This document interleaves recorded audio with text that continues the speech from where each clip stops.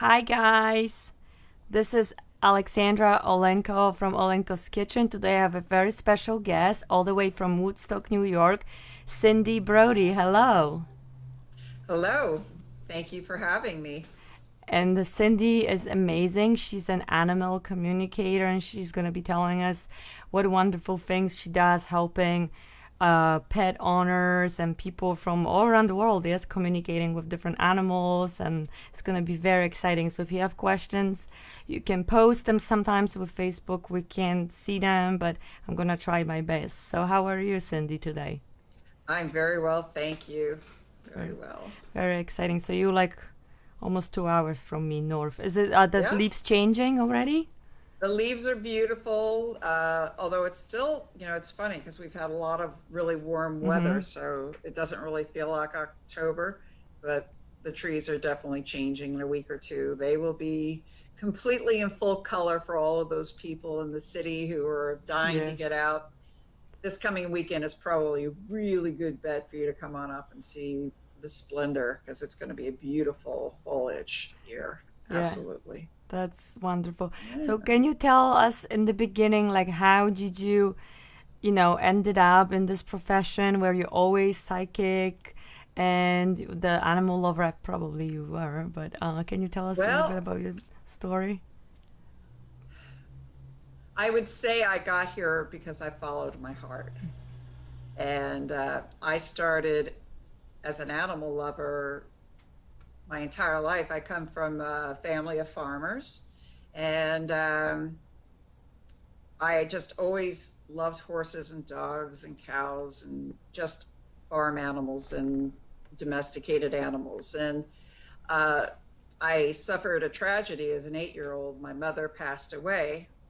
Oh, I'm so And sorry. yeah, and we had a dog whose name was Fawn, and she was my first tutor with animal communication and energy work because she basically adopted me.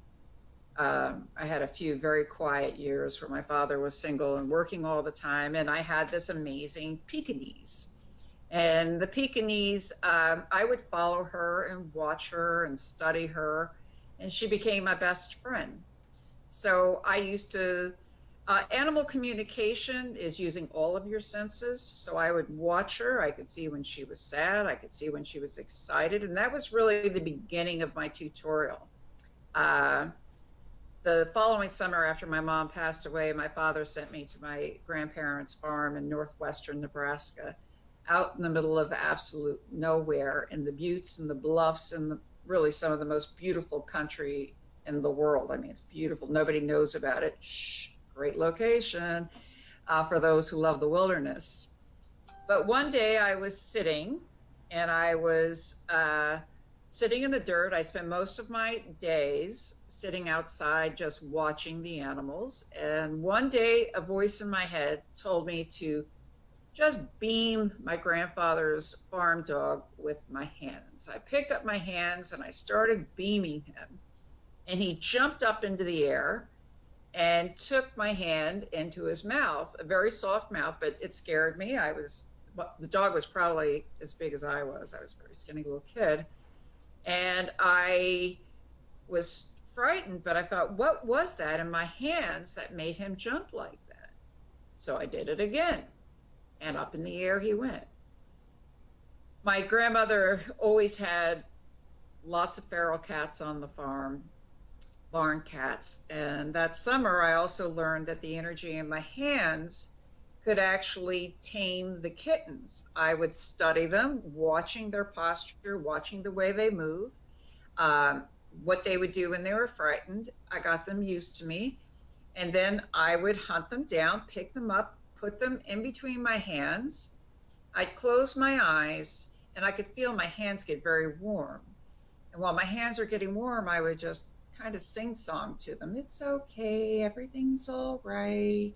It's okay. And before long, they would be purring, and I would open my hands, and they wouldn't try to get away. And then little by little, they became very easy to catch, and they weren't afraid of me. So I was also the type of kid that wherever we went, I was always really more comfortable with the animals. So if we went to someone's house, I was always like off laying on the floor with the dogs or playing with the cats. And I always had this incredible love and respect for horses. So I was also the type of kid that always wanted to hug people if they were sad. Always just, I believed that I could help people to feel better by hugging them. And I found with the animals, just by beaming them from a distance, that I could make a difference in their posture and the way they were receiving me. So throughout my life, being an animal fanatic, when I was 11 years old, I volunteered in a SPCA in South Jersey, where I was living, and I saw some of the most horrendous practices that I won't even mention. And I promised the animals who died that someday I would do something to make a difference, that I would help animals to live a better life and to be heard. So throughout my life, again, I was a very hands-on person. And in my early 20s, I discovered a group of people who were using crystals for healing. And I thought, I get it. So I started, and I really loved that the crystals were very energetic, and I could feel the difference in my hands. And what I would do is I was working with people. It was in the early 80s, and it was during the AIDS epidemic. And I had a lot of friends who were very sick. And they would come and see me, and I would just put stones on them, and then I waved my hands above the stones. And wherever I felt a heat pattern, I would actually pull the heat out. And during the sessions, my friends would go very, very deep and very peaceful. And then afterwards, they felt better. So in the early 80s, there weren't a lot of us energy workers out there. At that time, I had no idea that I could actually talk to animals as well.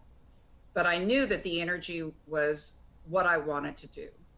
And I had this dream of moving out of New York City and coming north and starting a practice and maybe even open a retreat. So I came up here about 32 years ago and had a couple kids, and I was working on friends and family. And one day I was riding horses, and I said, I'm just going to start putting my hands on the horses. And I didn't tell anybody, but I knew which horses had various lamenesses or health issues. After I'd work on them, I could hear the people saying that the horses looked better. So I thought, I want to do this for the rest of my life. I just want to put my hands on horses and make them feel better. So I followed my heart, and people are saying to me, Cindy, that sounds crazy. People are going to think you're nuts. Call it massage, call it anything, but don't call it energy balancing. So I said, okay, I'm going to call it energy balancing, and I'm going to name it CinergE, because it was Cindy Energy and putting it together. So I started this energy practice on horses, and before long, I mean, really within a year, I had a huge practice, and I was traveling all over the East Coast, and I was on the horse show circuit from Wellington to Massachusetts, everywhere in between. And I thought, oh my goodness, I just love this so much. I never want to do anything but body work on horses. And then one day, I'm working on a horse, and the woman says to me, well, if you can talk to the horses with your hands, this is about 20 years ago, can you also talk to them and ask them if they're happy or sad? And I said, I don't know, let's try it. So I asked her horse. He was an old school horse who had retired to her farm, and the farm is one of the most beautiful farms, rolling hills and a stream, a beautiful little barn. The horses are worshipped and taken care of. This guy went from a program of running around in circles inside an indoor arena to living on this amazing farm.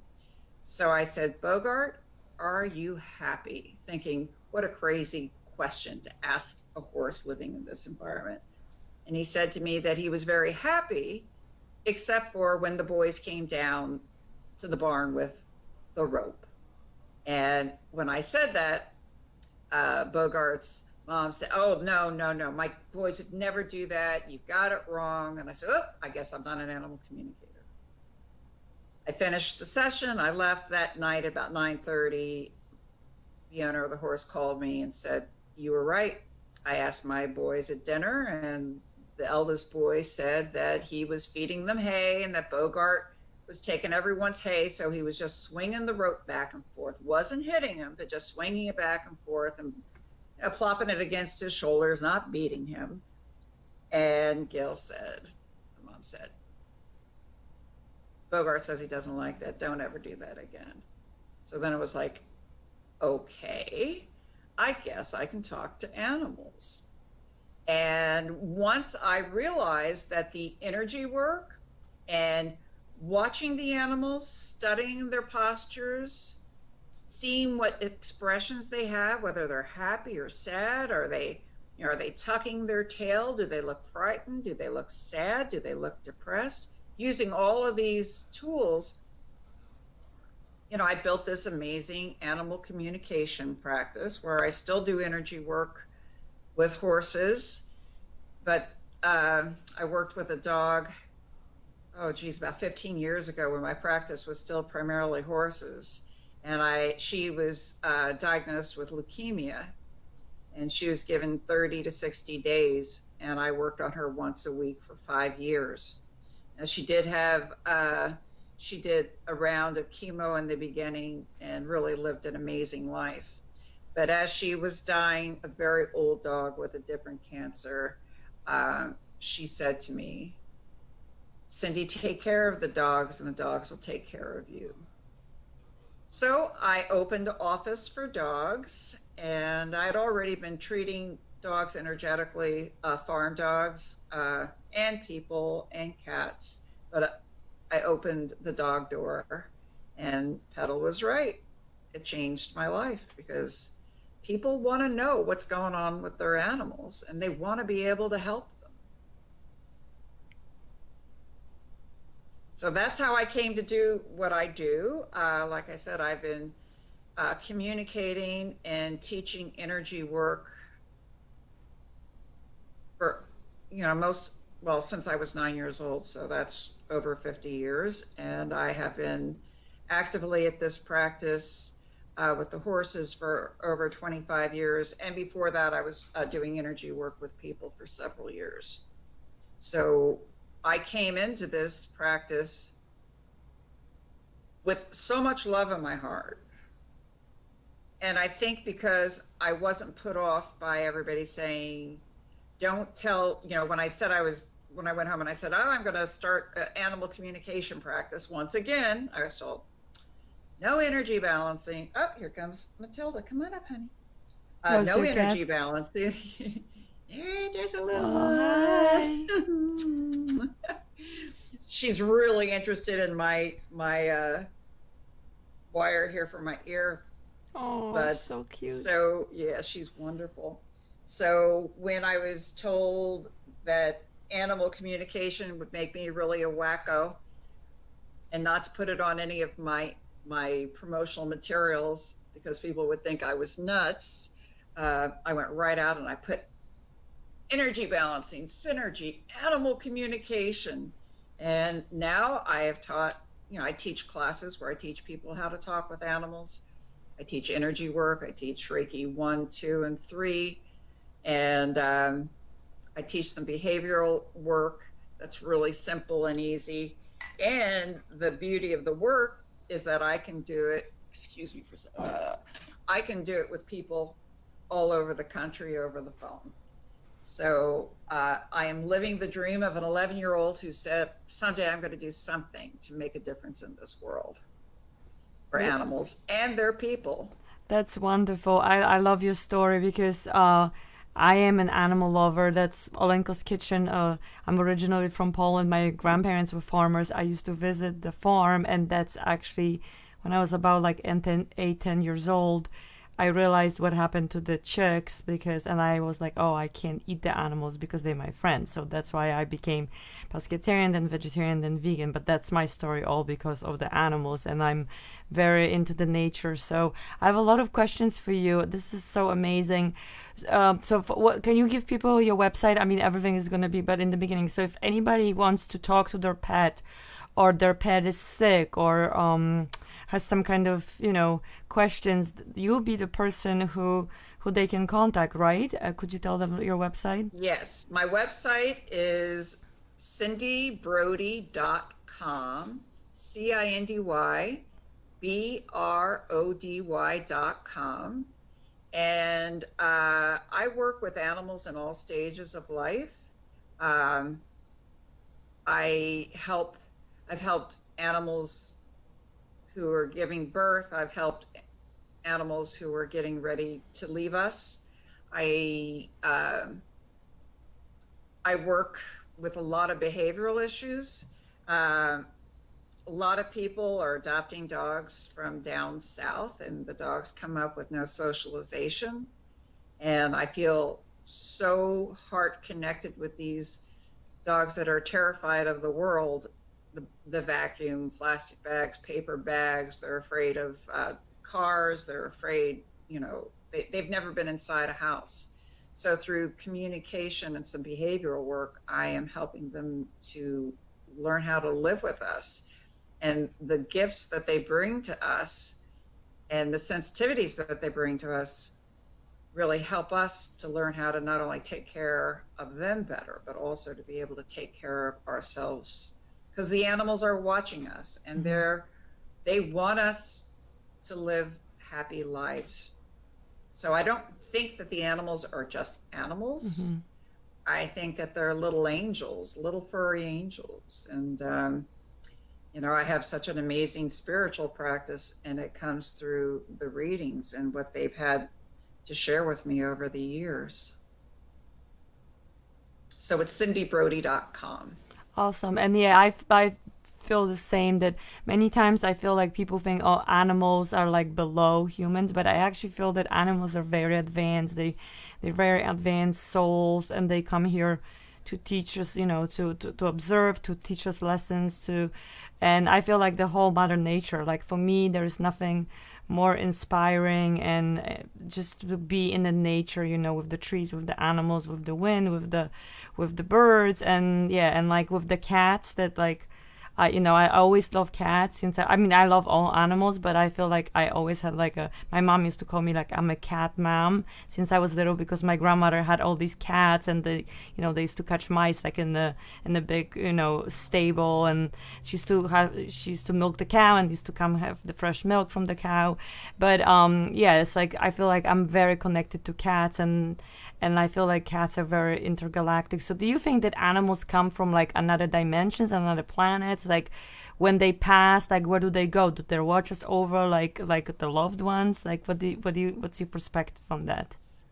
Well, I think we're probably all from different galaxies, mm-hmm. stuffed into these human forms. I think that our animals, my experience has been, and I do work a lot in death and dying. Mm-hmm. I'm sure you do.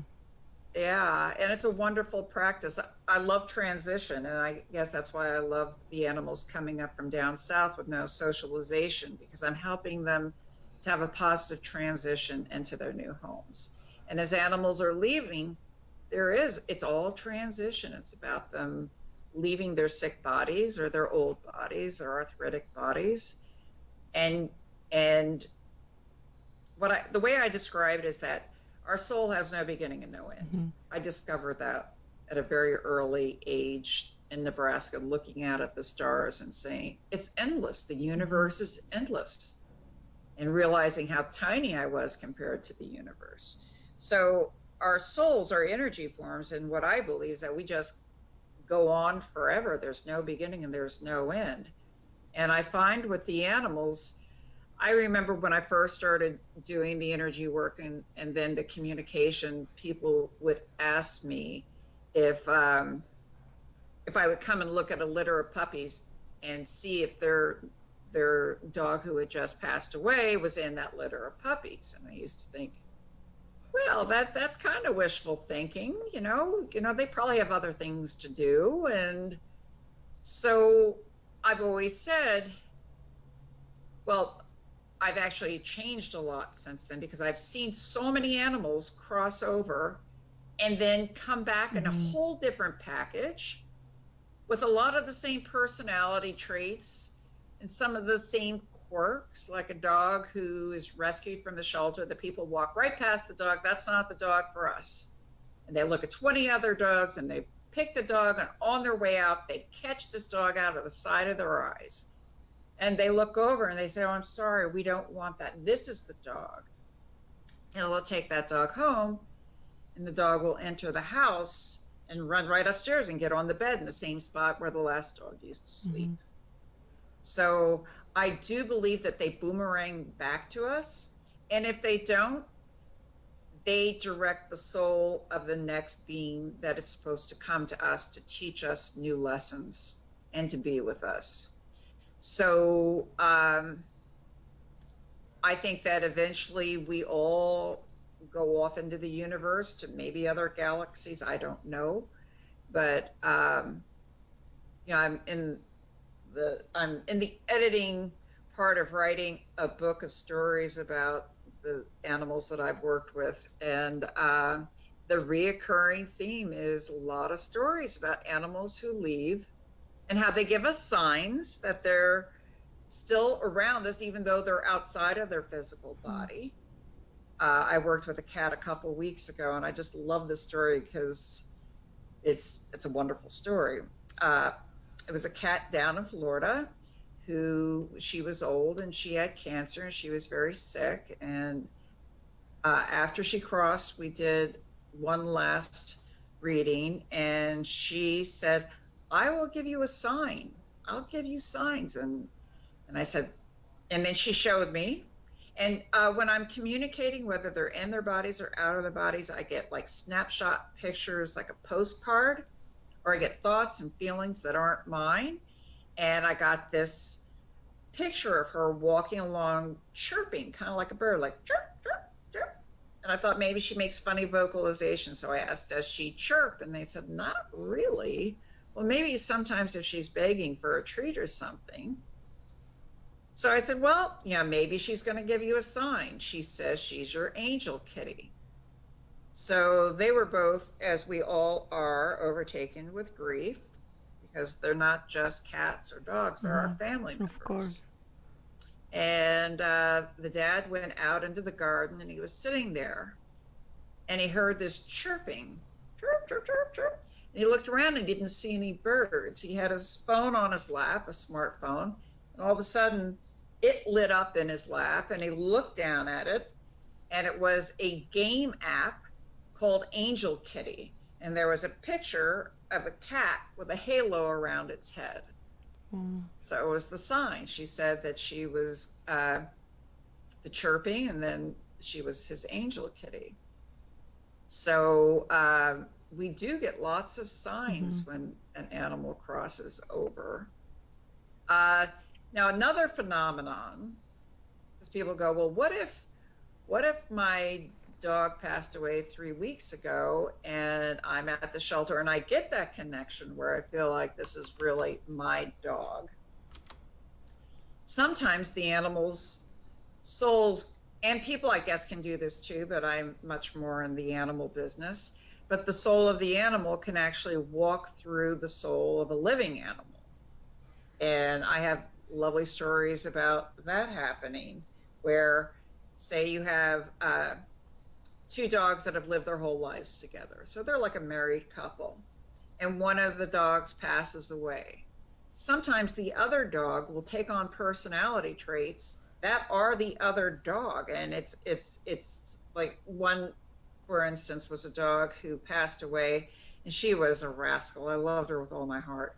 But she got into everything. Even as an old dog, they had to have all the cabinets in the kitchen locked. No garbage could be out. If they had guests, suitcases had to be zipped closed. And when she passed away, the other dog, who was the perfect dog all of a sudden for one day got really naughty. And he went through all the cabinet. They took all the baby locks off the cabinets. He went through the cabinets. He took the garbage out, spread it all over. And then he got up on this amazing altar we had set up and knocked the flowers down and spread them all over the place. It was like Petal walking through, Josh saying, I'm here, everything's okay. Because her family, we were all just, it was very sad. She was an amazing dog and literally changed the world for dogs, literally. So, which is a whole nother story sometime. So, I call them boomerang dogs when they come right back to us. And if you go somewhere and you see a dog and all of a sudden it takes on the personality of an animal you just left, it could be a sign that this next dog is the one that you should take. And I just read an interesting article that the walk-in, when I first learned about walk-ins, I had no idea what that meant. It just came to me when I was working with the dogs. And I said, well, that's an interesting theory. So I Googled it that night, and there are volumes of information on spiritual walk-ins. So in this article I read a couple weeks ago, it said that if the soul of the animal says it's okay, another soul can move in and stay. But if they say no, then they can't. So, animals are so generous. I don't know if people would be willing to give away, their home and their bodies to let another soul in. But maybe at birth, you just don't know. But it's all so interesting, and I've just had such an amazing career. And again, how did I do it? I followed my heart. I could have said no, especially in the 80s and early 90s, where everybody, back then I was the only one out there on the horse show circuit doing energy work. And people would say to me that they didn't believe in it, but I would put my hands on their horses, and as soon as I touched them, I could take this 2,000-pound animal, put my hands on, close my eyes, and breathe just like I did with the kittens. And they lower their heads and go to sleep. And so the animals who are my spirit guides and my soul creatures, I know that since I made that promise as an 11-year-old to do something to make the world a better place for animals, they're helping me to keep that promise. Because too many animals die in shelters from no fault of their own. So I'm living up to my promise.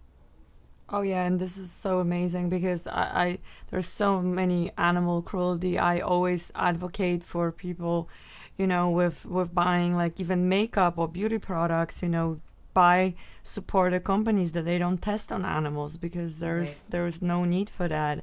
When it comes to eating meat or not eating meat, I feel like that's personal choice. I don't, I promote like the plant-based diet, vegan diet, but it's up to the people. But always, always like research, where are you putting your money, how you living your life, and how do you feel like about the animals at the zoo, is there's because like if I've talked to so many people, I interview people who who work with energy and they're psychic and all different, they do all different energy work, and they saying that we all as a soul, like as souls, we have our lessons. Oh, how cute she is. So do animals also come, and like do they have their souls lessons? Like do they choose, let's say it's called karma, like do they have karma? Like, did they choose to be at the zoo, or they choose, to, I don't know, to be like a deer and then be, hit by the car or something, so. I've never thought about that. I would say that, yes, we all have our karma. We all have our lessons, and, that we do have karma. And it's funny. I was walking through an aquarium a few years ago, Boston Aquarium, and I'm walking through, and I just started talking. I was in the bird and reptile section, and I started walking through, and I'm talking to the owls, and I'm talking to the turtles, And the owls, there was a little owl, and they what they do is they take in the owls that are wounded that will never be able to survive in the wild. So I asked him, this little gray owl, tiny little thing, I said, "Are you okay here?" He goes, "I'm okay here. It's all right. But I missed that food. I missed." And it looked like a mouse. It looked like something he would have caught naturally. And I thought, oh, you poor thing. And how can I help this little one?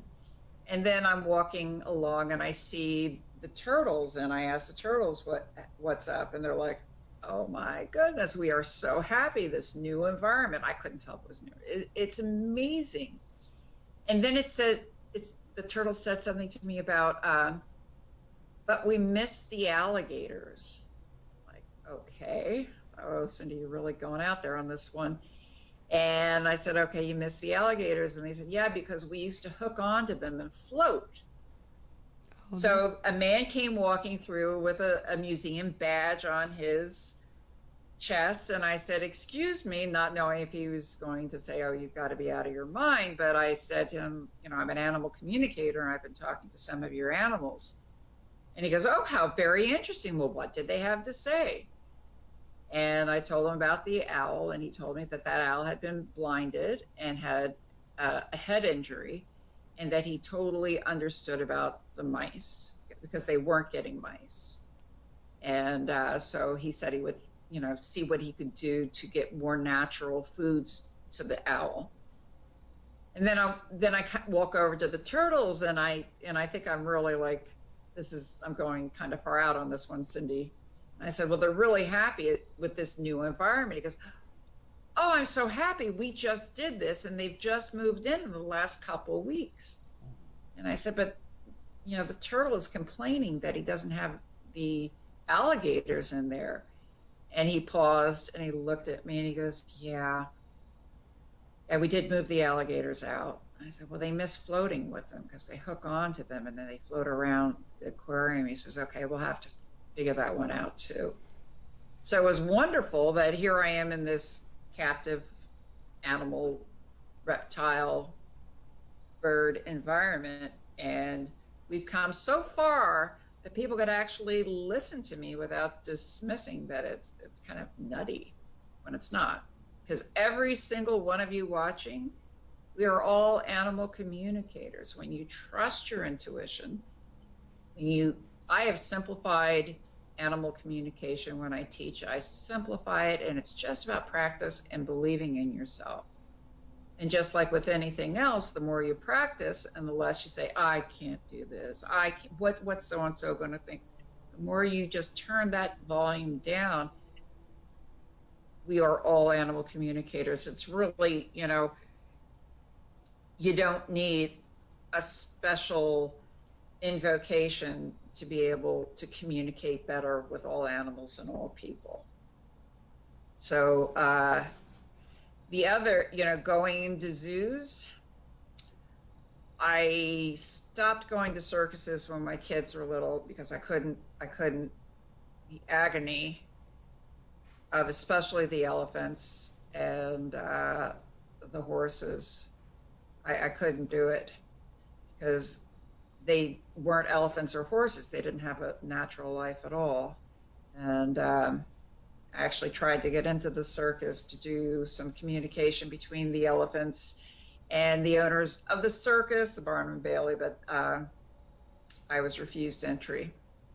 Go figure, I wonder why. But anyway, I think if it's not this year, it's next year. There will no longer be elephants in the circus. And the animals in zoos and aquariums, it depends on the zoo and the aquarium, how interesting they make it for the animals. And I do understand the educational purpose and to teach people how to be more respectful and in awe of the animals. I think that's all very important. But I think that all zoos, I would love to be able to work in a zoo-like setting. So if anyone's out there, I would love to tell you what you can do, just like in the aquarium, because if we hear from the animals what their needs are, just like I do with domesticated animals, then we can help them. I also, I live in the country, and I also have lots of chipmunks and squirrels and I don't know. baby. Hold on. I don't know if we are.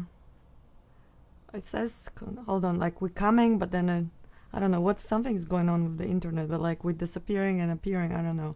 We're back. I think so. Sorry, but I don't know what happened.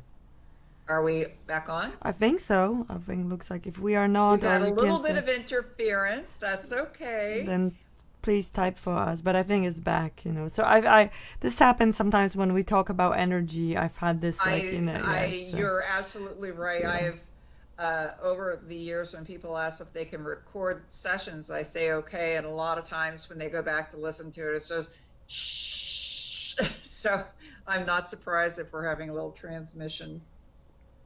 But yeah, so you were talking about that you would like to work at. I would like to work at the with the zoo animals so that I can help to create environments and hear their needs met, just like I do with the domestic. And I was talking about the chipmunks and the squirrels, and had a baby bear in my yard last fall. It's really interesting. I love all of those little critters, and what I tell them is they love roses. So I told the chipmunks, you can have one rose, you can have the first rose, but you gotta leave the rest for me. And they abide. I mean, they don't destroy my garden. They're so happy out there. They're aerating the land, the garden, and it's a very peaceful existence where, I respect them and love them, and I get that back from them. So love your varmints, because they have a purpose too. Oh yeah, so every little creature. So what do you think, like how do you feel?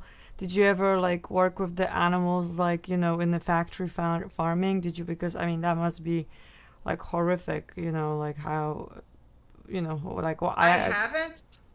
I have worked in the show horse industry, and I've worked for very, very wonderful people, and I have seen really sad things. And I hope that for all the energy and for all the educating of people, everywhere I go when I'm working, everybody has to learn what I'm doing, because when I walk away, I want people to be able to take my work and continue with it or make it their own, because we all have our own special talents and gifts. And so I teach what I do, and then I say, put your signature on it. You don't have to be a carbon copy. But I'm really hoping that through my work, and now, I was saying that I was in the forefront all those years ago of the energy work, and now there are so many people out there, and the horses are getting massage and chiropractic and energy work, and there are more communicators, all wonderful, great communicators all over the country helping. I have not worked in the farm factory industry, and I have, because my family is from northwestern Nebraska, I have seen feedlots, and it's pretty despairing. If people were to see that or witness it, they wouldn't buy farm produced food. Oh yeah. So yeah. So my practice is primarily domesticated animals, and my work helps to bridge the animal communication gap, because a lot of times what the animals are telling us is that they are you can't have that. The animals are telling us that they are that they're watching us and that they love us, and that if we're unhappy and we're miserable, how can we expect them to be, because they love us and they watch us? So right now, I was away last weekend, and my cat Matilda, who was a rescue, she's kind of upset with me for leaving her, even though I had like people staying with her and everybody loves her. But she's right now between my earphones, she's like trying to swat me. You move along, baby girl. So But how when we know what our animals are thinking, then we can work with their behavioral problems, and then we can adopt healthier practices for ourselves. So yeah, how about I used to I had this friend and she was from another country and she had this amazing cat and Ding Dong, and he was this beautiful Persian cat, and she used to go, to go back to her country, to Asia, sometimes for 2 months. And where I was living back then, I wasn't allowed to have a pet. So I used to go, go and visit the cat to feed. And she says, "Oh, don't worry about it. Like, you can just go, like, visit the cat every, like, few days and give him the food, change the litter." And because cats don't, like, he doesn't know the time and, like, he doesn't know any better. And I used to think, like, of course he does. And, like, he must miss you so much. And I thought, I mean, like, if I could, I would have, like, bring him with me, but I wasn't allowed, with the apartment I was living. But I was like, of course they know. And, like, I They know know. with my own cats, like, my cat Sushi, he's like a mama's boy. I mean, he gets so sad when I'm not home. He waits for me at the window. Keisha, his sister, she can care less. I mean, she's very affectionate, but she's more independent. Like, she has her own stuff. So I think also, like, they're like people. Yes, they have different personalities and different needs, right? Well, So I don't think any living being wants to be locked in a house with exact, no one checking in on them except for once a day to feed them. yeah, So, because they get lonely of and they get course. bored. And, I work from home a lot, so my sweet girl Matilda is always with me. So if I leave, I make sure that she's got somebody here with her so that she can sleep with somebody, so that, she has someone to play. Um, so I really believe that nobody wants to be alone. Hmm. We all want to be loved. We all want to be hugged on and pet and be told that we're wonderful, as do our animals. So if anybody, like, for example, if their pet is, like, not feeling good or something, can they contact you and you can tell them, if they're working with the vet, like, they don't actually, because you said, you're giving them, like, the healing energy, the Reiki, but they don't actually have to see you in person, or is it better to see you in person, or it doesn't matter? Well, I Like, help people all over the hmm. country. And what I do is I do simple tutorials. I've simplified the energy work. I also work a lot with veterinarians, Hmm. and I teach people what they can do to help. A quick story, there was a cat last year who was in the hospital. She'd been in there, I think, for about a week, and she had pancreatitis. And when her mom called me to say, she was really worried that she wasn't eating, she was on IV, and she wasn't getting better. So I had her send me a picture of the cat, which I do with all my long distance. And I what I did was I imagined I had her in my hands, and I started focusing on the pancreas, which is on the left side of the rib cage, and I imagined pulling the inflammation out, pulling the heat. So if you have a cat or a dog with pancreatitis, you can put your hands over the left side of the rib cage. Let your hands get hot and imagine you're pulling the inflammation out. We're flicking it down into the earth to be neutralized and cleansed, up into the stars to be re-energized and directly back to the animal. So I've been doing a lot of long distance energy work with animals that are very sick. And when I finished the session and told her what I was doing, she got a phone call from the veterinarian saying, "We don't know what just happened, but in the last 10 minutes, your cat is eating, and she's eating everything. Please come and get her." Right? So I don't really have to be up close and personal. We can do it over the phone. But I also absolutely love my time in the office when I have the animals coming to me. And I also make some house calls. Um, I go to California, Florida. I've traveled all over the country working with animals and teaching their people. And again, I've simplified the work so much because I believe it isn't all about me being able to help everybody. It's about you being able to help your loved ones. And everything that I teach on the animals is the same for us. That if we, when I'm teaching people to rub their hand, everyone at home, rub your hands together, give a little clap, and then hold your hands a couple inches apart. You can feel the heat, you can feel the sparkly feeling. Do that before you go to bed tonight, and just simply put your hands on your chest. And then move your hands to wherever you feel like you need a little energy. And when you feel the deep relaxation that energy brings you, you're going to get what it's like when I put my hands on your animals. When I put my hands on my chest here before I go to sleep, and I just breathe, I'm doing now, it's incredibly relaxing. So my mission isn't, I had an assistant who left me a few months ago, and she said, Cindy, you have more first-time clients than anybody I've ever met. And that's because I help people to learn the skills so that they don't need me all the time. So if I teach you how to do it, then you're going to teach somebody else, and I'm living my dream, my promise of making the world a better place. So, when people come into the office, then you get a hands-on tutorial, and I have so much fun in the office. I still, I'm seeing horses, and I have like amazing people that I work with in the horse industry. I only go to farms that love their animals more than anything, and don't see horses as a means to win a ribbon, win prize money, to win. It's about love, and then whatever comes with it. I do believe that our animals, when they are loved, that they'll do anything for us. And a horse that is jumping and doing cross country and learning to dance, if they're being taught with love and partnership, you guys will jump the moon.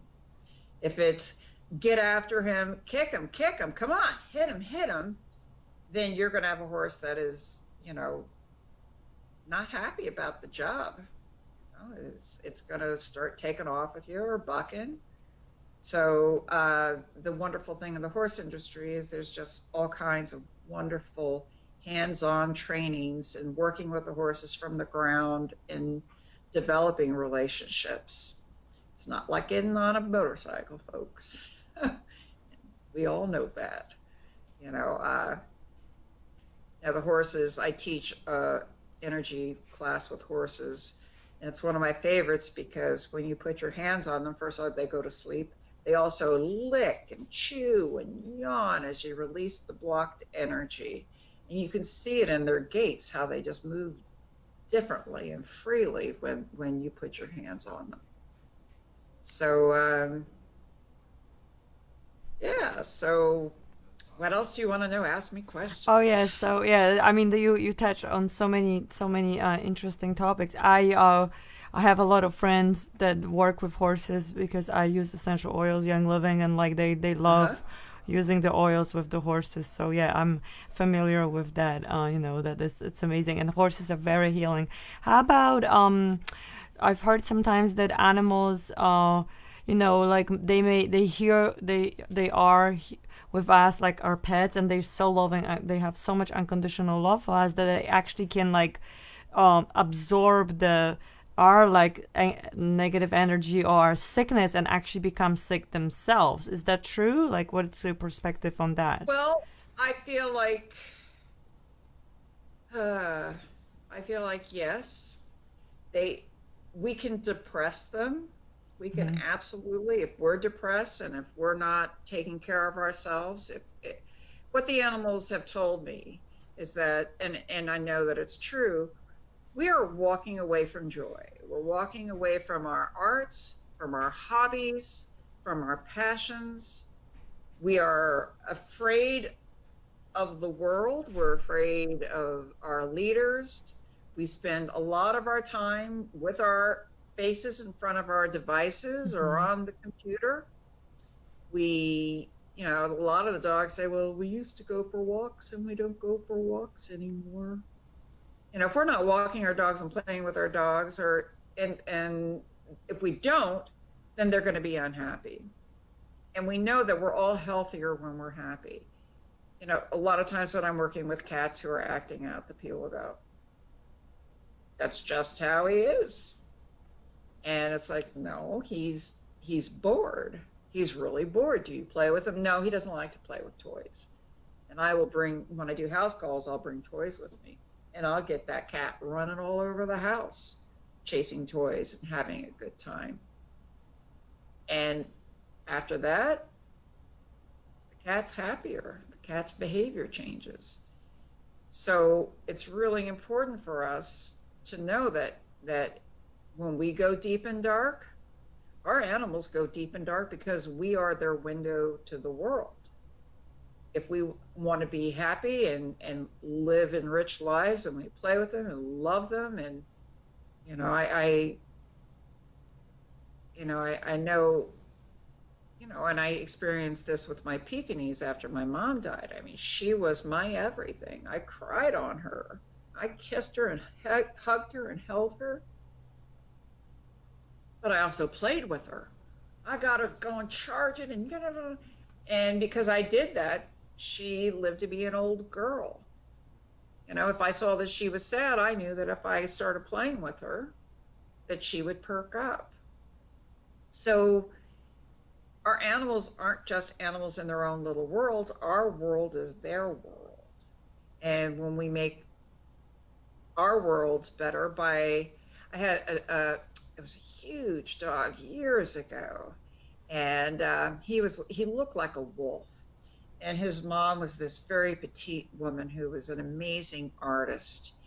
And I worked with him in probably the last 6 months of his life because he was so big. He had such bad arthritis, and he was leaving. And one of the things he said was, I like to go into the studio with Mom because when she paints, I can feel the colors. It's like, and I got this feeling of her channeling this energy, putting it up on the canvas, and I'd never seen her work before. And so,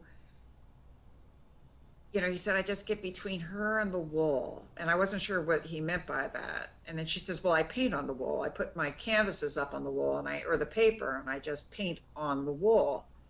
And when he told me that, when I'm doing something, like when I'm doing readings, and Matilda, so far since I've been doing this conversation with you, she's been on my lap 3 times. She comes in, she moves, she's on the floor around me. Because when I'm doing my work, I love it so much. I just love what I do. And she loves that I'm happy. And it's interesting, if I'm doing a reading and I say something for an animal that's really important, she'll come running out of nowhere. She'll jump on my lap, she'll walk across the computer screen, and then she'll jump off and disappear. And I call it punctuation. So if we could listen to our animals and put our devices down and maybe pick up the knitting or sketching or writing or playing music. We need the arts help us to heal. And when we put all that to the side, to be watching the news, to be noodling on our phones, not going outside on a beautiful day because it's easier to stay inside. On those beautiful days, we should be out there hiking with our animals. We should be out there enjoying our gardens and getting back to nature. The way we're going to heal ourselves is through nature and the arts and love. These animals, they love us like no one else has ever loved us. Mm-hmm. So if we were to listen to what the animals are saying, to put down the cell phones, the devices, play with them, and I know part of Matilda tonight's just like, okay, I love that you're on the computer, but you haven't played with me today. And if I don't play with her, she gets cranky. And when I play with her, it makes me laugh. It makes me crack up getting her running all over the place. I rescued her as a middle-aged cat who had been found in a parking lot, and she's a bruiser. She did not get along with the other cats that she was living with or dogs, so she'd been separated out. And when I first got her, she was a scratcher and a biter. And through me opening up her world and playing with her and playing with her and giving her high quality food, when I teach a class, she has her own chair because she comes in and she hangs. She's happy. So it's so important for us if we put ourselves to the side and just want our animals to be happy, it's not going to work. Because we need, I mean, and not to say that life is always laugh out loud, fun, ha ha ha. It's not. We are suffering. We are fearful.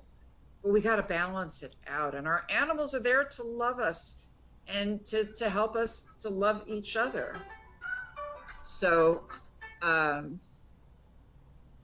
it's really important for us to heed their messages that, first of all, life is short and getting shorter, and that we must take care of ourselves in order to take care of those we love.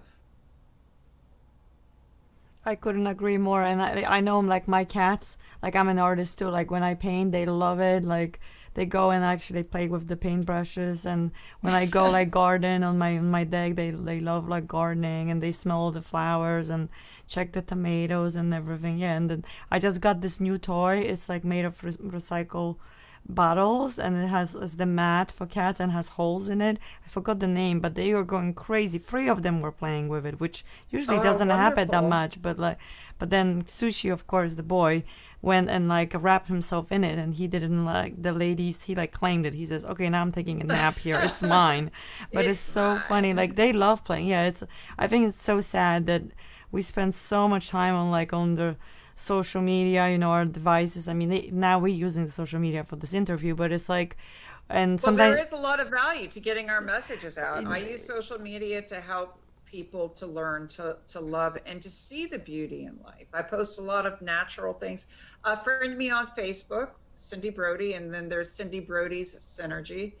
I put up all kinds of things to make us smile, to make us, oh, I love that. Oh, how beautiful.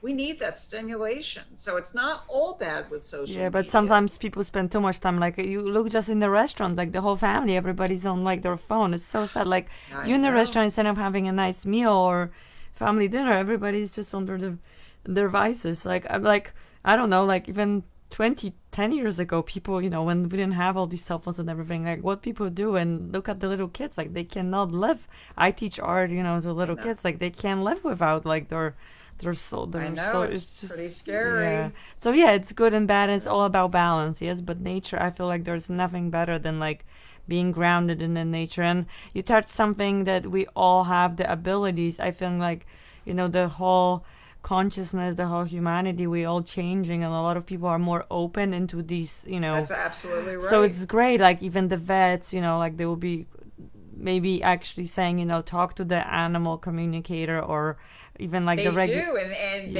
I have, I work with a lot of vets locally and cross country, and they really respect my opinion.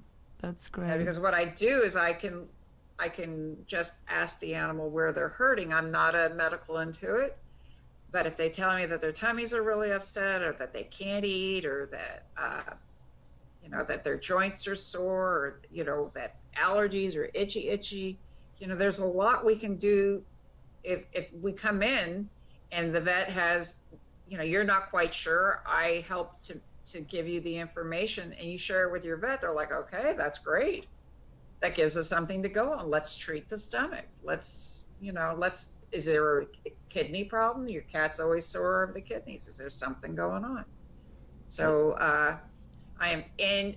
I totally agree with you that we are in a stage in the evolution of this world where we are really all honoring our intuition. And my son was, I think he was in 3rd grade. He had to write a paper on the Salem witch trials. and he ended his paper, and I got called into school for it. If my mom had lived back then, she would have been burned as a witch. And the teacher had heard about my work, and she really wanted to meet me, but she said, this gave me a good excuse. It's what you do is amazing.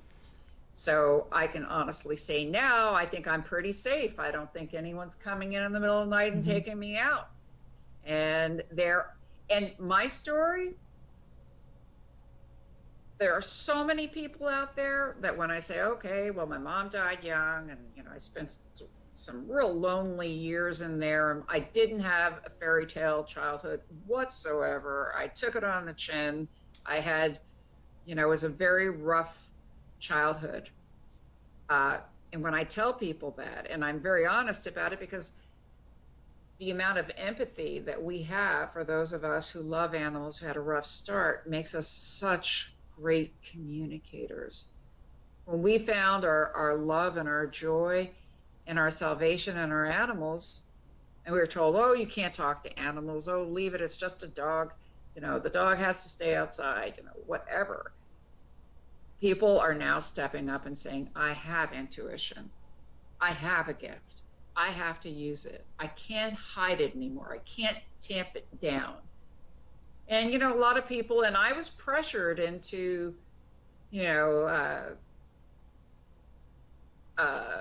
jobs that I didn't want to take, and I said, no, this is what I want to do. This is my dream. This is my love. This is my passion.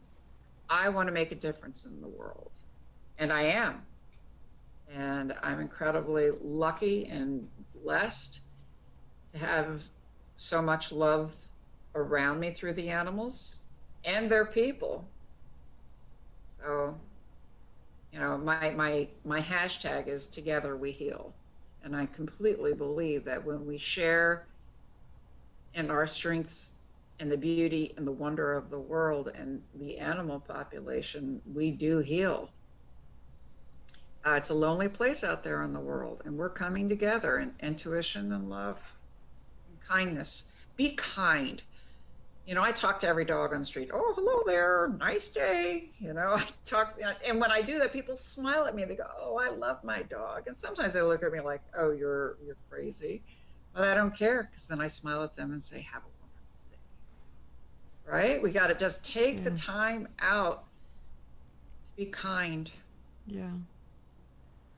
That's amazing. I feel one of the schools actually that I work, this is like their motto, be kind, like it's all about kindness. But I feel like a lot of people actually these days I actually like waking up and leaving their like corporate jobs and they want to follow their passion that maybe when they were little they wanted to be a painter, or I don't know, they wanted to be a gardener, or they wanted to work with animals, and they kind of like waking up and like, yeah, I don't want to be into this rat race for money and career and all this like material possessions, which I mean they're okay, but it's like, yeah, it's like it's so amazing that you actually do follow your passion and you love your job. Like my husband also, like he loves his job. Like, so it's nice to see people, because there's so many people that they actually hate their jobs. They like. I know. I can't even imagine. Yeah, it's like, why would you want to live your life like this? Yeah? So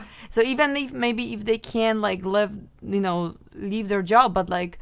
Just maybe be a volunteer for something or take a class that's something that, right? Like absolutely. I suggest that.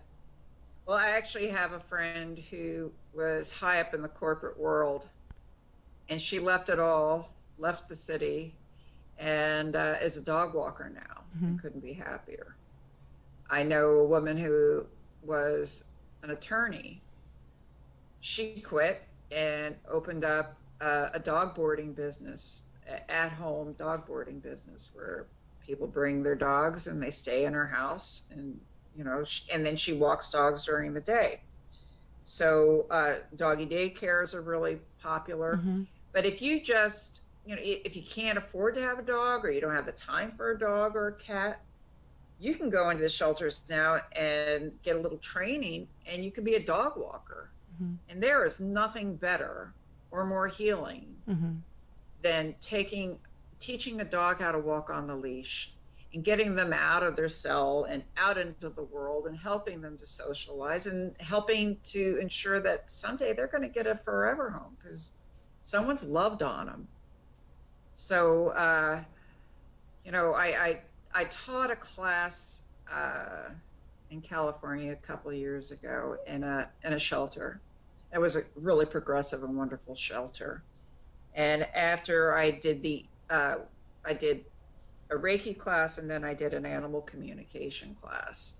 And then I took everyone out into the shelter, and no one was to touch the animals, and they were all fresh. They'd all just come from down south, and they were all terrified of people. And there were signs, do not touch, do not touch. I said, just sit outside of their kennels, and let's see what happens. So I had people sitting outside. I said, if you raise your hands at them, they may be afraid because some of them have been hit. So I had everyone just walk around and find animals that they felt close to. They went into the cat rooms, into the dog rooms. And it was just so beautiful to watch. There was this one kennel that had like 4 really cute little Chihuahua mixes, and they were all kinds of scared and fearful. And within 5 minutes, those little dogs were pressed against their gate, and people were now putting their hands, and the dogs were licking their fingers and wagging their tails.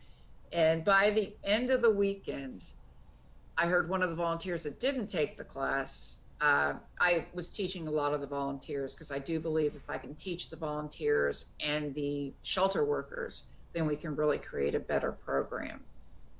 So one of the volunteers who didn't take the class, I overheard her saying, I don't know what happened to these dogs. They're just all different. 3 days ago, they were all afraid, and now they're like, she had one on her lap, and it was a little Pomeranian mix, and it was laying on its back with all 4 feet in the air, and she was just like rubbing its tummy. So there is so much you can do as a volunteer to help these animals to feel better. Yeah. So volunteer. If you love horses, there's a lot of really great therapeutic riding schools now, and they need people to just come and volunteer just grooming the horses and getting them ready for their riders. The therapeutic riding programs are amazing. They're taking handicapped people and special needs people, and they're getting them up on the horses.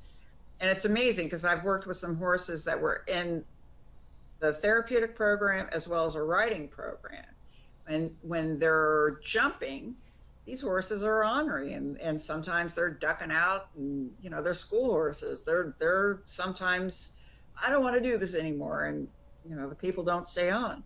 But when they're in the therapeutic program, which is energetic, very energetically different, they walk so careful to keep that person on their back. The energy exchange, the communication exchange between a handicapped person and the horse is so beautiful and so pure. So when we give back, when I started my horse practice, I almost a year I just practiced on school horses. I just went in, and at that time I was riding, and within a couple of years it's like, I don't think I ever have to ride another horse. I love putting my hands on them. I love talking with them. I love kissing them. I love the smell. I love how they I love everything about them. And so I built a practice on love and on volunteering and teaching, the barn staff. And some of those barns that I started at, 25 years ago, I still go. I'm still working with those horses. And some of those horses, there's one in particular, he's such a wonderful soul. He has been in that barn for at least 17 years, and he loves it there. It is his home. So it's a great way to support myself and Matilda and all the others that I love on. And if you really have a passion, whether it be with animals or anything else, do what you can do to live that passion. Uh, we have to make the world a beautiful place, and that's by following our hearts and not our wallets, you know. And there are so many wonderful and benevolent people who've done very well in the world, and they're out there making a difference and helping animals to have better lives. So maybe that's the way you can make a difference, you know, supporting a program, helping to get the word out. Yeah, you can donate like every like I'm set up that like every month, then they just take it like from my credit card. You can do something like this so you donate, so you don't forget. I mean, there's just so many wonderful if you don't have the time, and so you can always, there's so many ways That's that right. you can help, so. And if you don't do it with animals, you can do it with children, you can do it with homeless people. I mean, there's always, That's we right. all need love. That's it's really right. all just about love. Like, I just love It talking to is. you, because it's really like, just no matter, if it's an animal or a person or even a tree or anything, it's all about the energy, because everything is energy, is everywhere. Everything is energy. That's and it's right. just about all an exchange. And when we are respectful and kind to each other, to the planet, to the nature, to the animals, then that comes back to us multiplied, and it's all about sharing and giving the gratitude. Yes. So Absolutely. I just love like you just have so much passion, and the work that you do must be wonderful. Are you teaching any classes like online, or they only in person? So like if anybody's interested.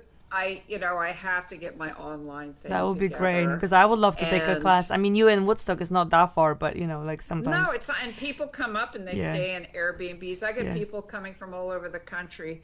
I will be putting up new classes on my that would website be great. in the next couple weeks. I've just launched a new website, and I'm really happy with it. So do go and look. Yeah, your website is beautiful. Yeah, thank you. If you want to call me, my number is 845-679-3393. And like I said, my goal is to be able to share and teach my work with everyone who comes here, calls. And the beautiful thing about animal communication, and again, it's full communication. It is through my eyes, my hands, through my intuition. It's using all of my gifts. That's how we begin to heal each other and our animals. When shelter dogs come out of the shelter, they've been under so much stress. A lot of times they come home and, they don't know how to be just a happy, easy dog. And so part of my work is teaching people, well, what do you do with a shelter dog? Okay, he's been under that kind of tension. His body is incredibly tight from like tail between the legs, breathing shallow. I'm afraid.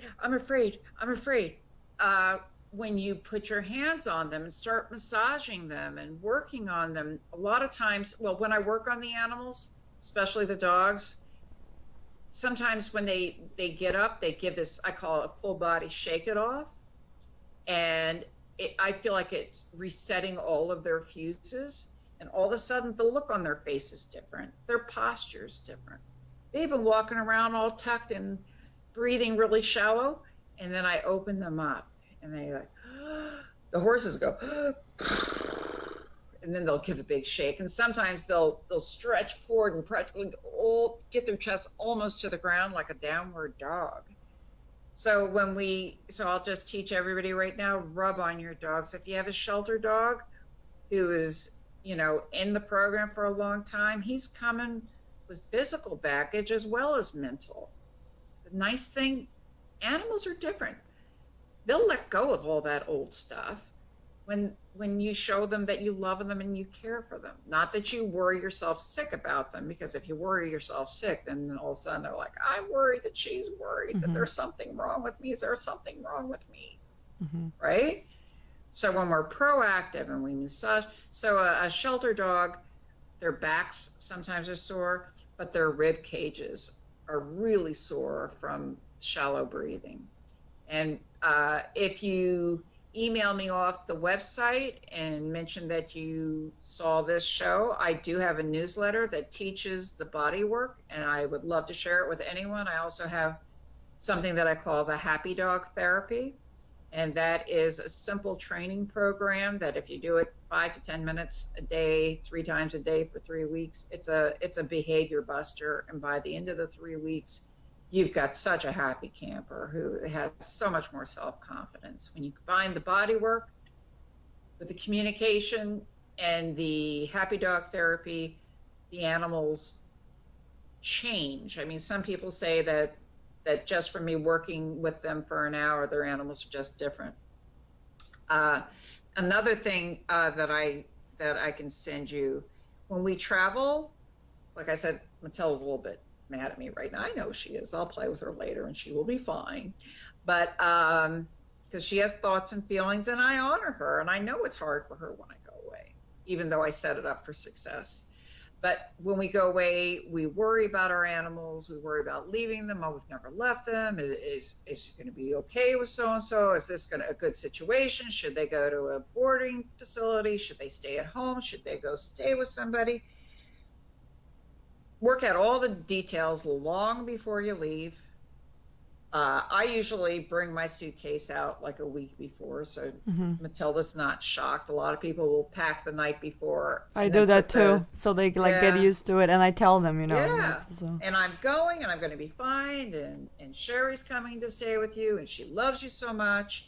And then when I go, one of my articles is on sending mental postcards, and that's simply just sending that positive message back. I'm on the beach. I'm getting the rest I need. I feel so good. I'm sending you so much love. Boy, I had one dog whose mom was traveling to India for 3 weeks. And it was the opportunity of a lifetime. And she called me and she says, I have to cancel the trip. I don't feel good about leaving my dog. So I said, well, let's set up a long distance. And she sent me a still photograph. People will text me or email me photos of their animals. And when I saw the picture, I got a really strong feeling. And, I saw that the dog had some self-destructive behaviors, like pulling her hair out. And then she said, that's true. She pulled all the hair out on her butt. And they had to get a vet come in and IV her fluids while she was away the last time. So what I did was I put together a program where we told Annabelle what was going on, who was going to stay with her, who was going to come and walk her and feed her. And Fran would send her mental postcards every day. Now, Fran went on the trip. She did everything I suggested. And she came back and the dog was like, oh, hi, Mom. Because she wasn't stressed out. Everything was laid out for her through the communication. We knew that she was going to be okay. And when you send those mental postcards, instead of worry, oh my goodness, is my dog okay? Is my cat okay? Is my bird okay? Oh, what's going on? What's going on? Are they going to be all right? What message are you sending across the universe, across the country, across the world? So your intention and your wanting things to be wonderful for your animal is what it will be. I mean, we live our lives with our intentions. If our intention is to do good and to be happy, we can follow that. Life is not always happy. Life is not always fun. We are humans, and that's part of the joy of it, of being humans, because we have such a range of emotions. But in this day and age, I think it's pretty important, from what the animals are telling me, that we got to get some happy on, and we got to do it fast. And we got to be nice, and we got to be kind to benevolence. Volunteer. If you've got resources, help others. Like you were saying, help the homeless. Help the underfunded kids who don't have backpacks to get to school. Go into the shelters. Sponsor a pet in your local shelter. Sponsor a kid overseas. Do good things. And every time we do good things, it comes back to us. Every time when we love with all of our heart, it comes back to us. Right? We reap the benefits. we reap the rewards. Yeah, that's so wonderful. So at the end of it was so nice talking to you. But at the end of our interview, I always ask these two questions to the people I interview. So I think one, I already know what you're gonna say. But so if you could spend a day with like your favorite person, from the book, from the past, from the future, could be a pet, who would that be, and what would you do with them? And then the second question, when you're not doing your job, what do you like to do for fun? But you love your job, so I think that's what you. That's what I'm saying. I think I know what you're gonna say. 7 days a week. Yeah. So you still doesn't feel like work, right? Working on with I'm with animals. So who I would love to spend a day with. I would love to spend a day with Jane Goodall. I would just love to go and just sit with her and I know that I think she's not in great health right now, so I send her love and prayers. But her work with the chimpanzees and the gorillas is been amazing. And so yes, on my days off, what do I like to do? I'm in the garden, I'm with friends, I'm with animals, and I'm, like I said, I'm working on a book of That's stories. wonderful. And what I've done with my book is each story will teach you a different skill. So at first I wanted to do a how-to book, and then I was like, well, that might be boring. So I thought, but my stories are interesting. Mm-hmm. I got tons of stories, and people can learn through the stories. So, and what was the third question? No, those were the two. There was a two. Yeah, okay. the two questions, and yeah, and Okay. I forgot to mention. So yeah, you helped me, communicate with this feral cat Charlie that disappeared. Now it will be like 2 months ago, and just today, so I go for massage and I look down. She was black and white cat with like a white whiskers, and you lay down on a massage table, and I had the closed eyes, and I opened the eye, and I think the lady took her shoes off, and then she's wearing socks with the black and white cat with the white mustache. It looks just like Charlie. And then I sent you the message, and you told me that just today somebody connected. Yeah, you helped someone with the feral or stray cat whose name is Charlie. So I felt like Charlie sending a message with a white yeah, mouth. that she's just sending me messages that saying hi to you, that she's okay, whatever she is. Yeah, wherever she is, she's okay. Yeah, and then when we went to Woodstock, I told you the story with the Woodstock 2 years ago. Then we went to Woodstock, but there wasn't the Woodstock when they had the festival. So this year, 2 weeks ago, we went to Bethel, New York. This is where the Woodstock festival actually took place. And then we went to this cat saloon place, and they had pictures with cats. And then there was this beautiful rainbow orb on this picture with cats. And I kind of felt, again, it was like from Charlie, because the logo of the cat, of the place was the cat. Okay, punctuation. Yeah, just see? jumped on my lap. It's like Okay, Charlie she does saying. that when something poignant is being said. Matilda jumps up. Say hello to the people. Yeah, sweetie. hi. Hi, So I feel like everybody. Charlie's sending me messages, right? Absolutely. Yeah. She that is punctuation. Yeah.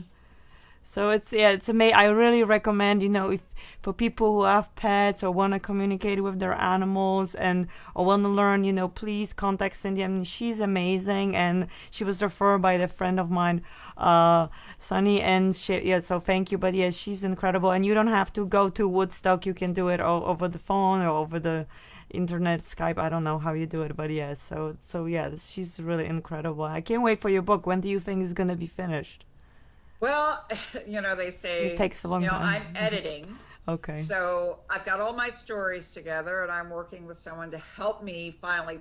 The thing about writing is a book is that you never stop. So someone's going to have to take it from me and just get it published, because I keep going, I just forgot that I need to add this to this story. Yeah. I need to add that. But it's almost done. Yeah, that's amazing. So keep us posted. I wrote 2 cookbooks. Okay. I know it takes a lot of time, and at some point you have to say like it's done. Like you have to just like. I know, but is it ever really done? No, it's never. Now I'm like, I could have done that, but it's like, it's just it comes to the point that you just have to say, it is, and you can't like I'm a perfectionist. I was always like, it has to be this. It's just, I think like people are really ready for your information, and you will inspire and so many people, and they're gonna learn. And yes, please do teach these classes online, because I would love to take your classes about Okay, animal I promise communication. I I will. know there will be so many people interested. So when you